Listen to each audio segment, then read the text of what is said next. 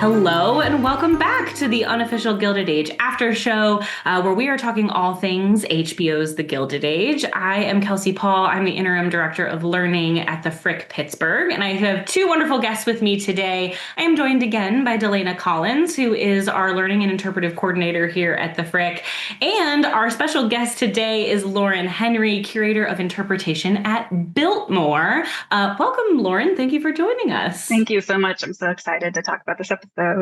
We are excited too. So before we jump in, I feel like I think Biltmore precedes itself a little bit in the Gilded Age mansion world. So I'm sure a lot of our viewers have either been to Biltmore or are very much aware of it. But for those who maybe are not, do you want to start by just telling us a little bit about Biltmore, maybe what you do there, and then kind of how it relates to what we're seeing on the HBO show right now? Absolutely. So Biltmore is one of those relics of the Gilded Age. It is and it was America's largest privately owned home. So it was built by one of the Vanderbilts, George Washington Vanderbilt, who was the youngest son of William Henry Vanderbilt. So he himself did not work in the family business, wasn't involved in the railroads, but he inherited enough money to be able to pursue what he wanted, which happened to be building a big, beautiful house to house his incredible art collections and book collections. So it was not a bad life, but that was what he wanted to do. He was not so much interested in the high society ball scene, the stuff that we're seeing in the Gilded Age. So he decided to build his house in beautiful Asheville, North Carolina, not in Newport or New York, though he did inherit his father's mansion on Fifth Avenue. So at the time when the Gilded Age is going on right now, about 1884, George Vanderbilt would have been about 21 years old and living in his father's freshly completed mansion, 640 Fifth Avenue, the Triple Palace. He was the youngest of the family, so he was kind of like a companion for his mother and living with them quite a bit, and had not yet built his house, Biltmore, down here until 1889 is when that really got going, finished in 1895. So today, Biltmore is still owned by the descendants of George Vanderbilt and operated by them. And my role, I have the best job ever. I get to work in this beautiful place and research the stories of the Vanderbilts, the people who worked for them, this incredible collection in this house and all the structures around our 8,000-acre estate. And I get to find ways to share those stories with our guests. We see more than 1 million guests a year come visit here.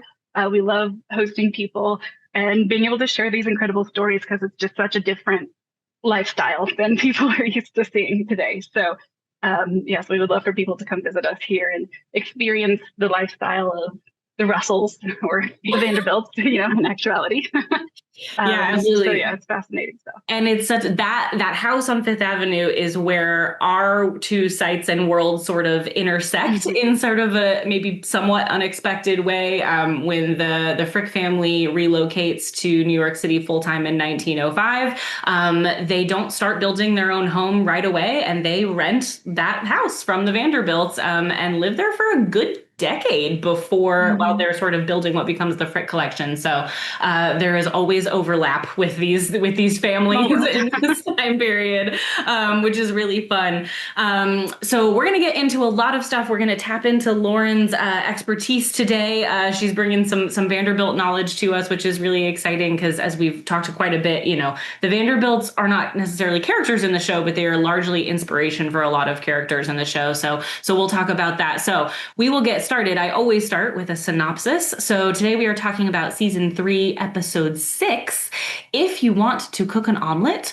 The synopsis is Bertha helps Gladys stand up for herself. George attempts a bold business move. Meanwhile, Peggy confides in Dr. Kirkland about her past and Jack moves on. So we are going to talk about all of those things and more today. We're going to start with George though for this episode because he is pretty busy in this one, wheeling and dealing. We open the episode pretty early with George being summoned by J.P. Morgan, who we have met at this point in the show. He's been in a couple of episodes for a very important meeting with all of the interested parties with this issue with the railroad. So we're still trying to figure that out. And it's a really interesting vantage point, I think, into how business was done in this period. Probably is largely still done today in some ways. But we haven't really talked about JP Morgan on the after show yet. And I think it's worth sort of taking a moment to think about who this guy was, because he has shown up a couple of times at this point. And many of us will recognize the name JP Morgan because of the companies and the things that still bear his name. JP Morgan Chase is the most prominent, but you might also recognize it from the Morgan Library in New York City. JP Morgan was a financier and investment banker, but he was probably best known for being maybe the power broker on Wall Street, but also the power broker with the railroads, which is what we see depicted in the show. Unlike someone like Henry Clay Frick or Andrew Carnegie or even the fictional George Russell, JP Morgan came from a pretty powerful banking family himself. His father was an investment banker.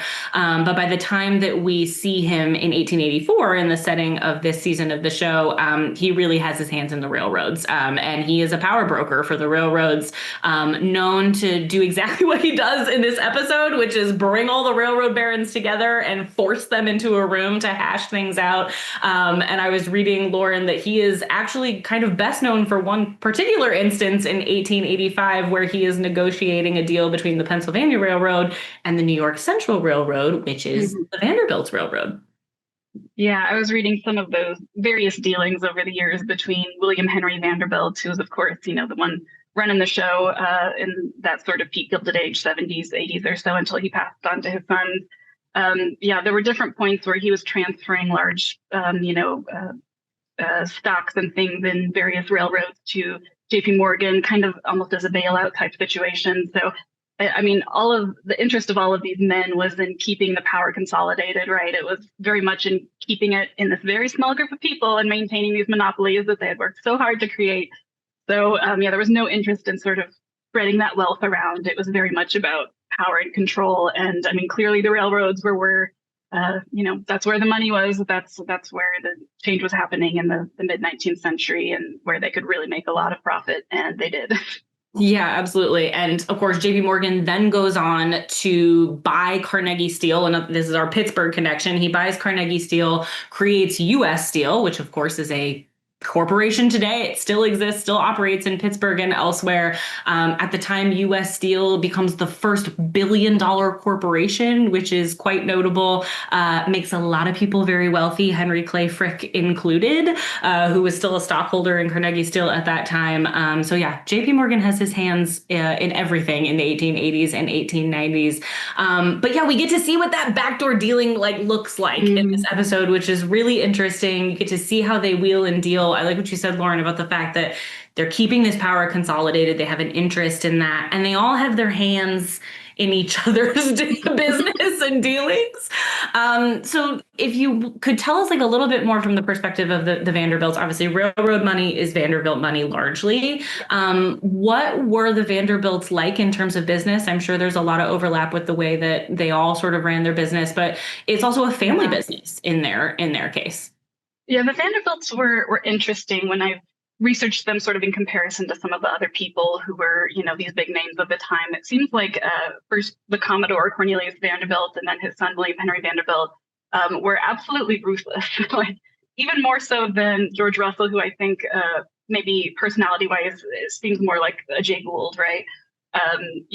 There are some just insane quotes when you read about how Cornelius Vanderbilt ran his business. I have one pulled up right next to me saying, to his competitors, he would say, "I won't sue you for the law is too slow. I'll ruin you." These things aren't dramatized for the Gilded Age. This was how they approached the business. And it was all about, the exploitation of the working classes and, repressing revolts. And it was just absolutely cutthroat. And his son, William Henry, did much of the same. And so that's really how they were able to make so much money. Within Cornelius's lifetime, his fortune was about $100 million. And then William Henry's was about $200 million when he died in 1885. So, it's just know that, yes, that none of this has been, outlandishly dramatized, because it really was that intense with these tactics that they were, there was no empathy. There was just no decency. It was all about profitability. I just can't think of a room. Go ahead, I was just going to say, I just can't think of a room that I'd like to be in less. I know, right? I don't know. Yeah. Yeah, not the warmest of rooms. No. And like, yeah, just not a group of people that you can where there's sort of a lot of trust in the air that everyone Mm-mm. is gonna, do the right thing. There's a great line, I think it's George, when Clay shows back up, of course, which is a really interesting reveal that, Clay, the one he has fired, has shown up and is now working with his rival Risley Sage. There's a line basically of like, well, Clay always looks out for himself, but that's true of all of them. I mean, there's an element of like, that's kind of how they got to where they were, which was always sort of putting their own business interests first, always being willing to undercut somebody else in the name of their own interest. And Delana, to shift gears a little bit to talking a little bit more about Clay, we see the ways in which these personal but professional relationships could really turn on a dime.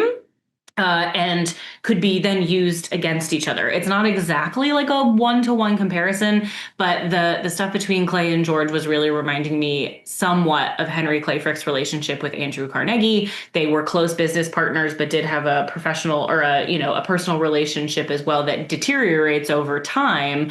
And in particular, that part where Clay really uses his knowledge of Russell Industries to slam him in the press and then cause his stock shares to drop. That was something that Andrew Carnegie loved to do. He loved to plant a story in the press to undercut his competitors, or as his relationship with Henry Clay Frick was deteriorating, he would do the same. So like what Lauren was saying, it's like, this is not made up. This is very much pulled from reality and how these guys really did operate. But one of the things that, Delana, I know you've been looking into for us is this idea of panics, because we've heard this term panics multiple times already this season, and it's kind of looming as a specter, this idea that there's going to be a panic. They reference it could be 1873 all over again. And so I feel like it's worth us talking a little bit about what that is. Delana, for our viewers at home who may not be familiar, what do they mean when they are talking about a panic, and what specifically happened in 1873 that is sort of applicable here? Yes, great question. A panic in general is some sort of widespread financial crisis, which is usually characterized by bank failures, stock market crashes, and then is worsened by consumers panicking and acting more financially conservative. So it is truly a panic, right? Until the Gilded Age, financial panics are actually most frequently caused by a shortage of goods, which is frequently created by weather conditions or farming conditions. And that's because the American economy is much more reliant on that sort of agricultural economy until the Gilded Age, when everything changes for everybody in every realm of life. And that includes very clearly economics. And so these panics become significantly more complicated, 1873 being one of the biggest first panics that really kind of shocks the Western markets.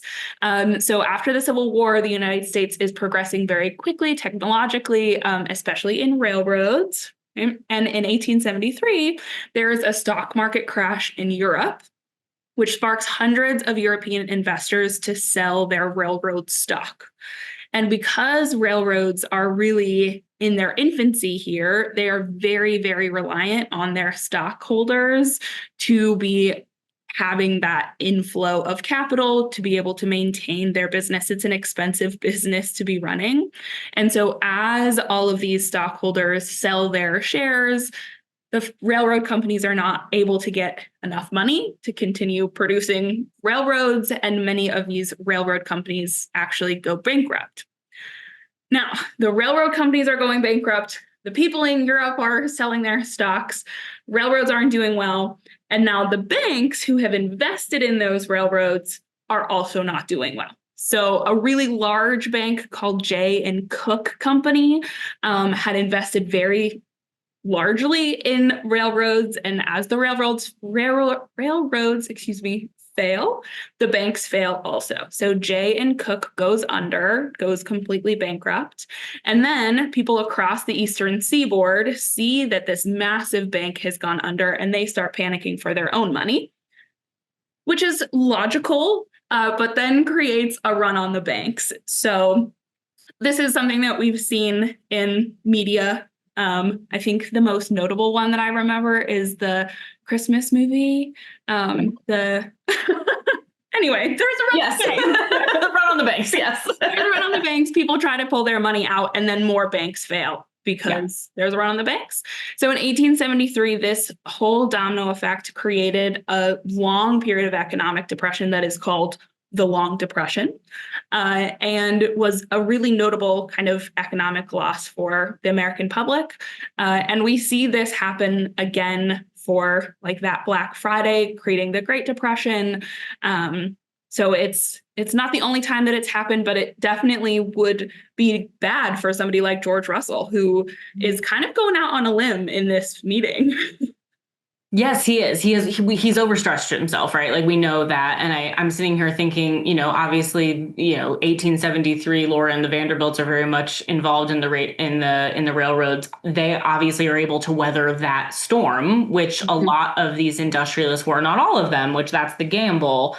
But it's sort of an idea of like, if you can keep the ship right through the panic, you'll make it out on the other side. But also that created a lot of times, like I'm thinking Andrew Carnegie did this in one of the panics. As these railroads start to fail, they're up for sale. And so then that's how you start, if you do have enough cash on hand, you can buy them up and then continue to grow your interest. So it really is like the worst game of Monopoly that you could ever play. Yeah. And the stakes for losing the game is like your whole family is destitute and ruination. Yeah, exactly. Well, and we even saw that, I think it's last season, right? Like George Russell's, we found out his valet, he had been a banker and he had lost everything in a panic. And so that's how he ends up working in domestic service, right? And so we've already seen how that can play out. I can't imagine that's where the Russells are going to end up, but I guess you never know. George keeps getting himself in a more precarious position. And he is certainly now in the worst position that he's been in now that Clay has sort of given up. He has this great line where he says, "I know where all the bodies are buried," and he is definitely digging up those bodies, and it is not looking good for George or Russell Industries at this point. So to switch gears, we're going to do a little bit of a 180. We're going to talk about the ladies in this episode. We have seen conversations about women's suffrage progress over the last couple of seasons, and we have a couple of great instances of that in this episode. And it shows up in a couple of different ways across a couple of different storylines. We can start, I think, with the main way that we see it play out, which is this meeting that Peggy puts together. We've heard a lot of conversation of this woman named Frances Ellen Watkins Harper. She has a great long multi-name name. She was a real person. We've heard talk of her, but this episode we get to see her for the first time. Delina, what can you tell us about the real woman behind our fictional version of Frances in the show? Yeah, Frances was a really amazing woman who spent most of her life working for abolition and for women's suffrage. She's a poet, author, lecturer. She's actually the first African-American woman to be published for her short stories. And she really just becomes this prominent figure for both abolition of slavery and women's suffrage. She's really a household name in the 19th century. One of her most famous speeches is actually given at the National Women's Right Convention in New York, and it's titled "We Are All Bound Up Together." And the speech is really urging white suffragists to include Black women when they are lobbying for the right to vote, especially in this kind of first wave of feminism. White feminism and Black feminism were very distinctly different, and purposefully. White women were doing a lot to distinguish themselves from Black women. And so Frances Ellen Watkins Harper, say that 5 times fast, she really was an advocate to say that, we should be bringing up all women, and that separating ourselves out is actually counterproductive. That's not going to do what we want it to do. Now, it's so clearly a divide in women's suffrage that the convention actually dissolves the day after the speech over a disagreement on supporting the 15th Amendment, which is the amendment that allows African-American men to vote.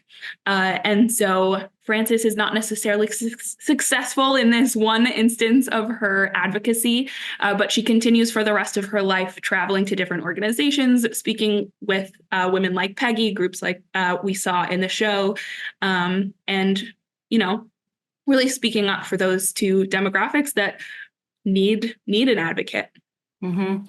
Well, and I think what the show does really well is that they allow different characters in the show to be mouthpieces in a way for sort of the different viewpoints that are at play here with women's suffrage, right? And we see that play out certainly with Peggy and Mrs. Kirkland, which I'm like, Dr. Kirkland, please stop telling your mother that this is something different. Like, we all know that your mother does not want to be at a suffrage. Be honest with what's happening here.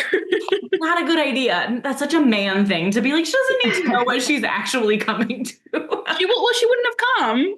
Yeah, it's like, maybe that would have been for the best. Yeah, she needs to be there now. Yeah, but she, she is that mouthpiece for that more traditional mindset, right? Which is that this conflict between, women and men's spheres of influence, and this idea that women are supposed to be at home. Their sphere of influence is the domestic. They're supposed to be wives and they're supposed to be raising children, and that you cannot possibly do that well if you are also concerned with voting and sort of what's going on in politics. That's not appropriate.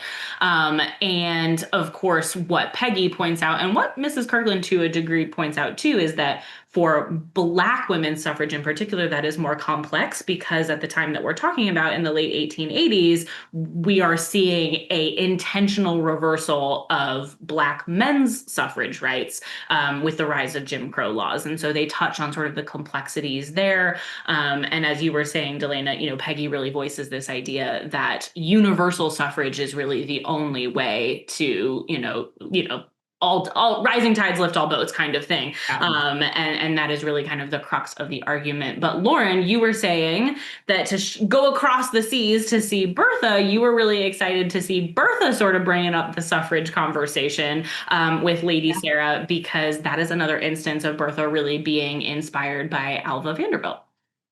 Yeah, it felt like a little tease or a nod maybe to Alva's future. But, it's always a question of like, how closely is Julian Fellows going to align her story with Alva's? But just seeing that, I was like, got me really excited for the potential that maybe, Bertha's going to pick up on this movement. But of course, for Alva, it was after her second marriage, when her husband passed away, Oliver Belmont, in 1908, that she really got engaged and, was just highly organized within the women's suffrage movement, using her home in Newport Marble House as a place for all of these sort of suffrage meetings and things, and was involved in that through her death. And so, she was a really major figure in the suffrage movement. So I loved seeing that come from Bertha, because I think she has that same strong will to, make a change that she sees as necessary. And, now that she's gotten Gladys married off, like, what is she going to spend all her time on? So yeah. It'll be interesting to see where that goes.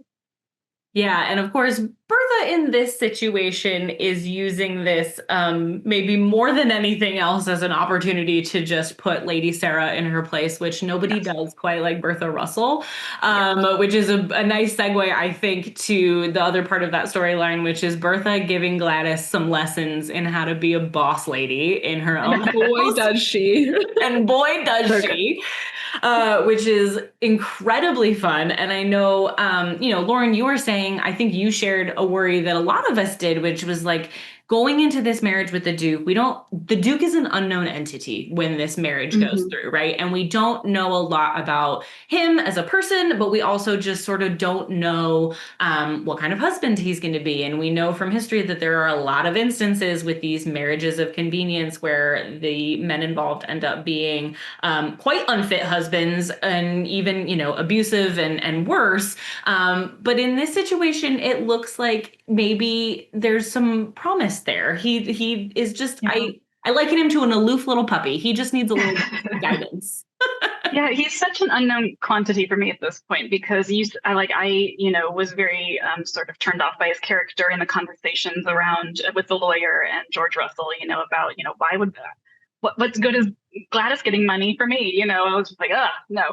But, I could see some sympathetic feelings from him and the individual interactions he's had with Gladys directly. And being a bit sensitive to her position in those conversations. So I loved seeing, in the interactions with Sarah being there, that Sarah is the villain and not him, that he kind of, in those instances where Gladys stands up for herself a little bit or says, I want to take an interest in the estate, that he has a little bit of pride and is like, oh, okay, like I have a, partner in crime now that you can team up against our bully. Because Sarah is just unbearable. Like, of all of the British characters that, Julian Fellowes has created, she is just the worst. She's such a sort of stereotypical, like the just caricature, I guess, like this overblown, like British uptightness that's just out of control. She will not steer from her little lane that she has seen as her role in this house and in society. And you have to go up to Scotland for the grouse, and I don't know. She's just so much, and such a contrast to all of the New York elite. Yeah, it's confusing to me because you'd think that she would know what having a duchess, like the ramifications of having a duchess in the castle. You'd think that would be something she's like very intimately aware of. And so she very clearly just does not care at all what Gladys, her presence means. When Hector, the couple times that he kind of like took Bertha's side, I was like, yes. Well, because I think, Lauren, like your point is a good one, which is that clearly Sarah has been keeping Hector down for a long time. Like, there's that line where Gladys is sort of like filling Bertha in on sort of what the dynamics here are. And she says, their parents died really young. Like Sarah really has been, the one in charge for a really long time. And like, that is very apparent that is what their dynamic is. And so, I think that in this episode, we see the ways in which Hector is realizing, oh my gosh, like I have somebody on my side now. Like we can actually team up against her and kind of get around her in some ways. It all culminates in that really fantastic scene when Gladys is basically like, sit your butt down. Like I am not I'm not ready yet.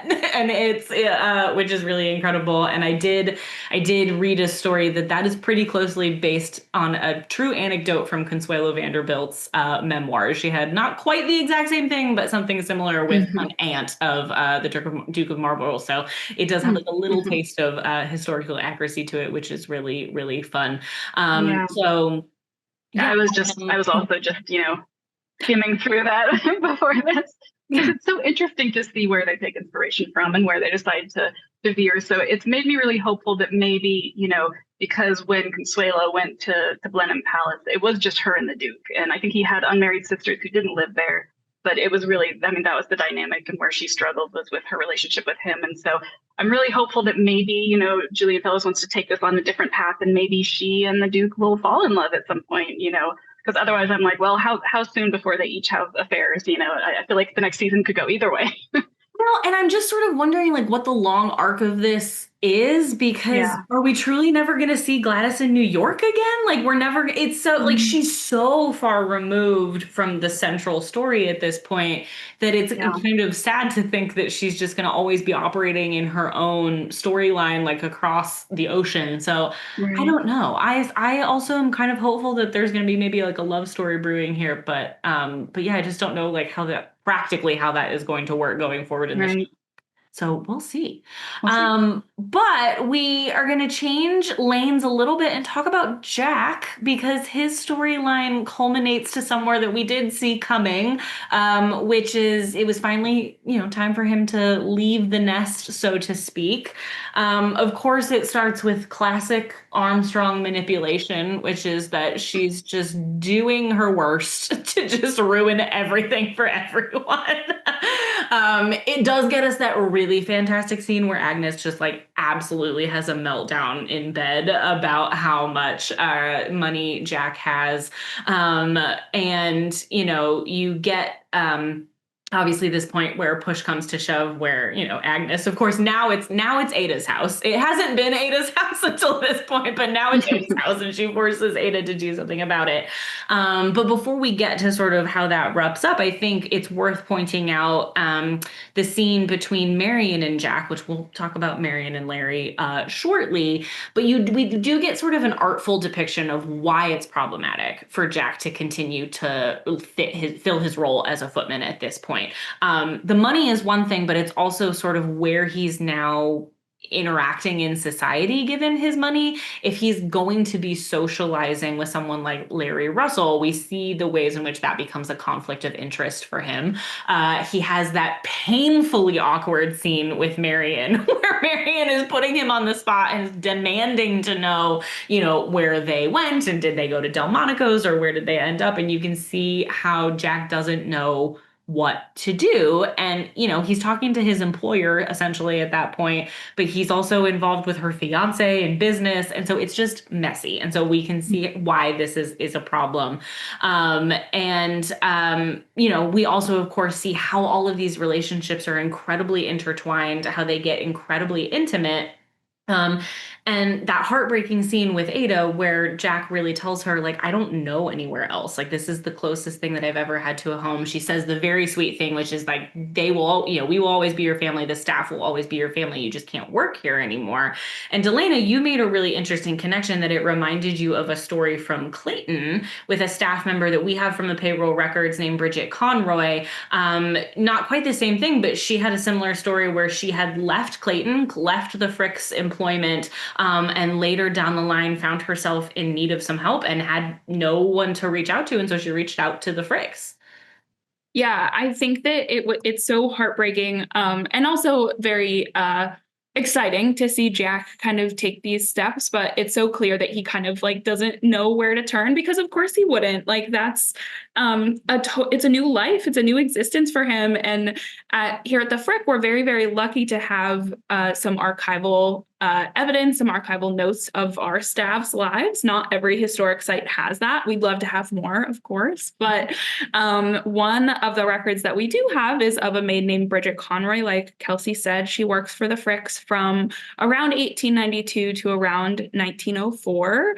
Bridget was likely living in Clayton during at least some of that employment, and probably got really close with the Fricks. 1892 was a very tumultuous year for them. It was a very intimate year. And the people who are living in these homes are living in these homes. They're part of the fabric of the story of the spaces. And so years after her employment in 1908, Bridget reaches back out to Adelaide because she has consumption and has fallen ill. And she writes a letter to Adelaide in which she says, "Here I am back again to Pittsburgh in a poor circumstance as I have spent all my money, and Mrs. Frick, won't you please help me? Your old servant, Bridget Conroy." So clearly in a very desperate place, the Fricks end up sending her $25, which is about $700 today. And then they have about one more correspondence. Bridget eventually passes away in a sanatorium a couple of months later. But clearly Bridget felt connected to the Fricks. She felt as if she was able to ask for assistance from them. And she was right, because the Fricks reached back out to her and did provide that assistance. So that sort of personal relationship, while we might expect staff to just not like or harbor resentment against their employers, that's clearly not always the case. And those relationships are important. Well, yeah. And I think, Jack's storyline is so interesting because in a lot of ways, it's so aspirational, right? Like this idea of being able to be anything and become anything if you are smart enough or are able to leverage the opportunities in the right way. But Lauren, I know you were saying that like we do have to remember that technically, yes, there is the ability for anybody to become anything. That's, part of what makes, the United States aspirationally special, but this is really not typical, certainly to the level that Jack takes it. And instead, a footman would expect a different path of employment. But you guys also have some examples from your domestic staff at Biltmore of folks who have gone on to have independent careers. Maybe not quite what Jack has, though. Yeah, I mean, it's interesting to study American domestic servants, and they're very different than a lot of like British domestic servants who spend their entire lives in service. And, both in America and England, you might be able to move up from a footman to a butler, and that would be a great promotion for you. Or we have an example of a valet, a British valet who came to America to be the butler here. It's all about, that upward movement within your social class, within the working class. But in America, there were a lot more opportunities for people to move out of domestic service and, pursue a different career. Maybe not as an inventor. I don't know of any inventors, but I just think that Jack's situation is very unique in that I haven't heard of any stories with that level of social mobility from a domestic servant to, a wealthy person. With the exception of I know Jay Gould was born into a farming family, and I know Carnegie was, an immigrant who was working in a cotton mill. Yep. But specifically within that realm of domestic service, people tended to stay within domestic service. Moving more towards the 1920s, some of the servants at Biltmore, our head housekeeper left in 1914. She got married, bought an orange grove in Florida, and opened an inn. Opening an inn or something, continuing that feeling of hospitality and, serving customers, that was in the realm of what they knew. And I think that was a pretty common thing. We see other housekeepers and butlers go on to rent apartments. A former chauffeur went on to own and run an auto mechanic shop, so they were using the skills that they had and had developed to pursue their own businesses, their own goals. But yeah, I would love to hear if anybody in the comments, has seen some sort of story of really rapid upward movement from the domestic service. I'm sure it exists because there were so many of them. This was millions of people we're talking about. So I think the rarity is Jack's it takes one invention for him to go from. Right. I think that when we look at the Carnegies, when we look at Gould, it happens slowly over time. It happens as you build connections and relationships. And having that one perfect idea is such a, it's what everybody's chasing, but does anybody really ever get that? I guess winning the lottery. Yeah, exactly. Yeah. Well, and I think it's also worth pointing out that even within Jack's storyline, he manages to get this really rapid success largely due to his connection to Larry Russell. So, that is something that I think is worth pointing out too. And I think connects to Leda a little bit to what we talk about in Clayton, which is that none of us and none of these historical folks either walked through life without resources and connections, and it's how you leverage those. And so in Jack's case, he was lucky enough to be able to get the notice of somebody like Larry Russell, and that connection is really what takes the clock invention to where it goes so rapidly, right? We saw the ways earlier last season where he was actually kind of struggling to get going when it was just on his own, but it just took that one crucial connection to be able to take it to where it gets to. So, it always goes back to who do you know? And in Jack's case, he just had the right person on his side to get him there. But and he had supportive employers too, having the Van Ryns invest in his invention. There are many families who would not have offered their footman money to create an invention. That is really impressive. And I'm just happy that he actually ended up with the money. I really honestly had my I had my breath held all of these episodes because I really thought Larry was going to turn around and say actually I get more, or something was going to happen. So I just breathed a sigh of relief when he really actually did get his payout. Yeah. And we'll see what happens, right? So he's headed to a hotel. He talks about the fact that he's going to, stay in a hotel and kind of figure it out and find a more permanent solution, which was super common back then. Henry Clay Frick, when he shows up in Pittsburgh, as a newly minted millionaire, he's staying at a hotel downtown before he buys Clayton a couple of years later. So I cannot imagine that's the end that we see of Jack. I really hope it's not. I'd love to see where he ends up. He's working on an egg beater or something. Yeah, he's working on his next invention. So he's going to revolutionize the cooking industry next. So I'm excited to kind of see where that goes. But I hope he doesn't flounder too much out on his own without a support system. But we will see. Keeping in vein with the domestic staff, though, one of the other storylines that we've been kind of having in the background for a couple of episodes now is this idea that somebody is leaking stories to the press. It started before Gladys's wedding. It is now continuing as we see in this episode. The staff at the Russell House are playing detective and trying to figure out who it is, who's the mole and who is the leak. And by the end of the episode, Mrs. Bruce really has honed in on Andre, Bertha's lady's maid. She thinks that she is the prime candidate. We've talked about this on the after show before, the intimacy of these relationships.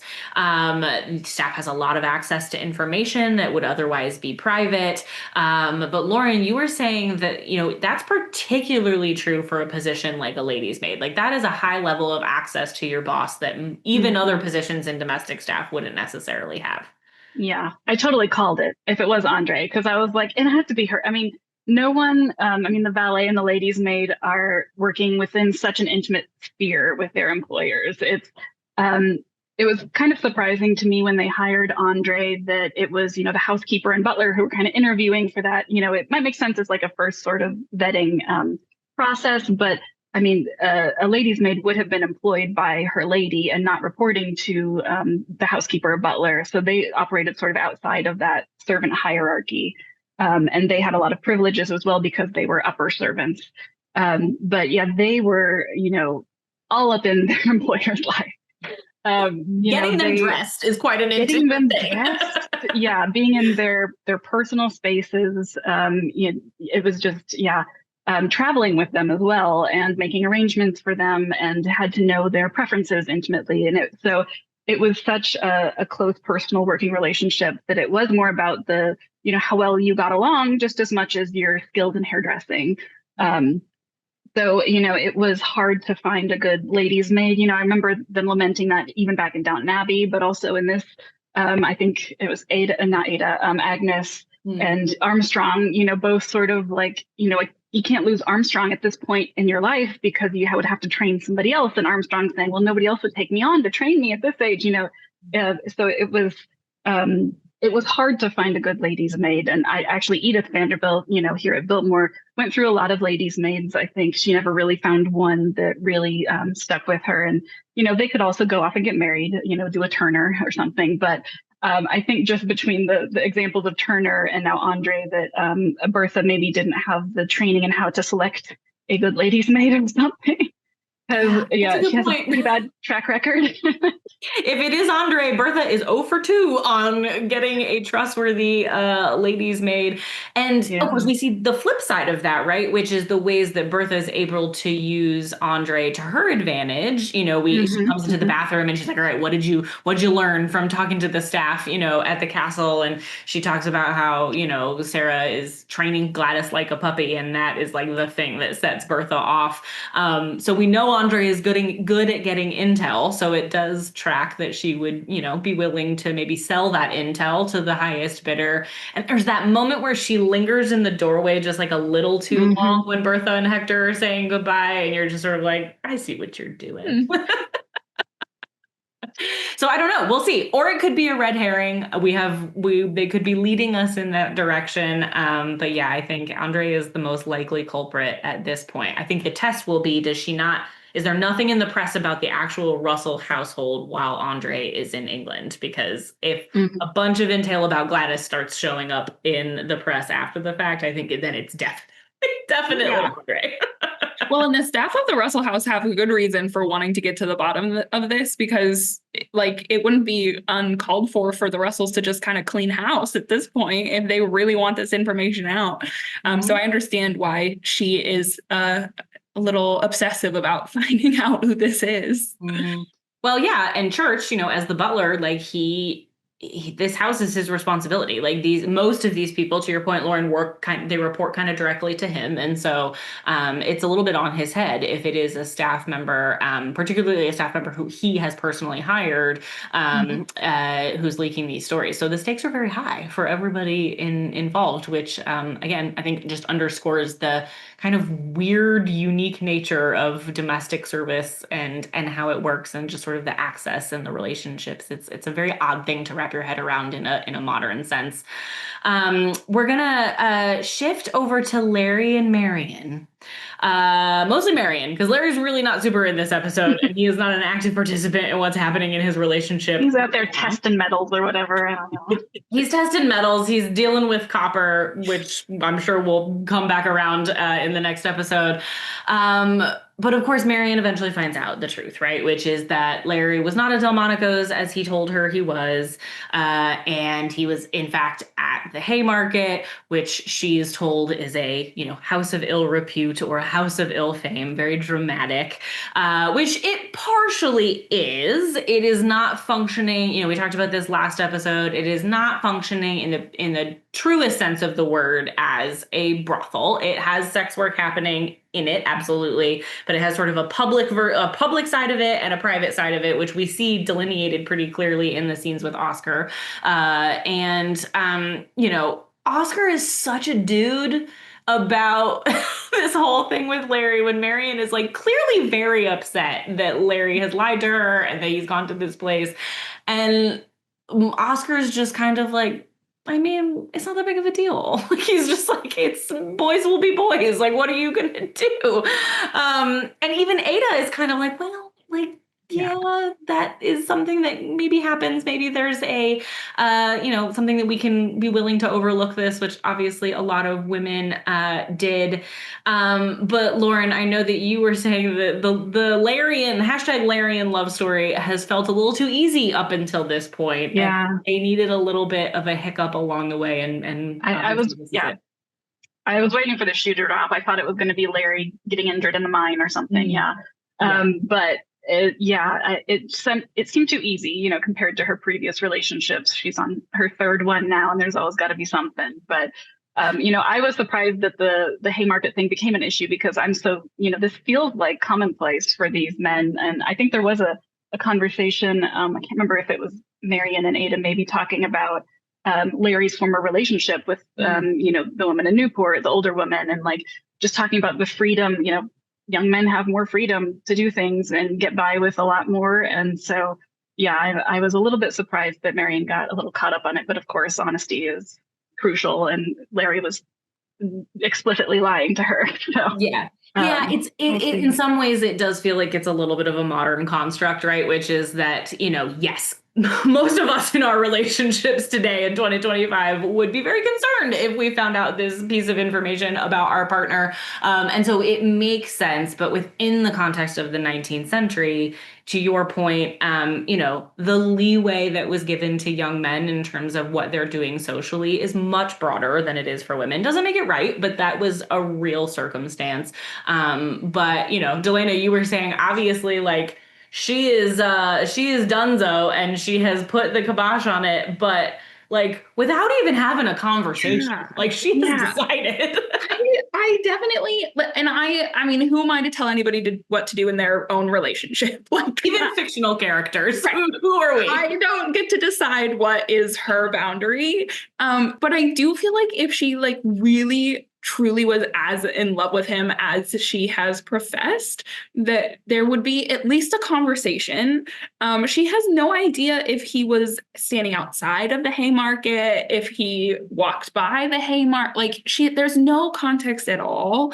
And so I do think she's being like a little brash, especially to like not even send a letter to him, to just drop off a letter at the front door. So he's not even aware of the fact that his engagement is ended. Yeah.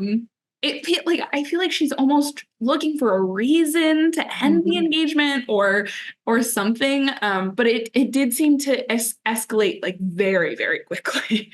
I mean, girlfriend's got trust issues. And I don't judge her for that. No, she said she was going into this one very cautiously, because she's been burned before. But then, she said yes pretty quickly when he proposed. So, I mean, but I just feel like ending an engagement should be like a conversation between the two people engaged.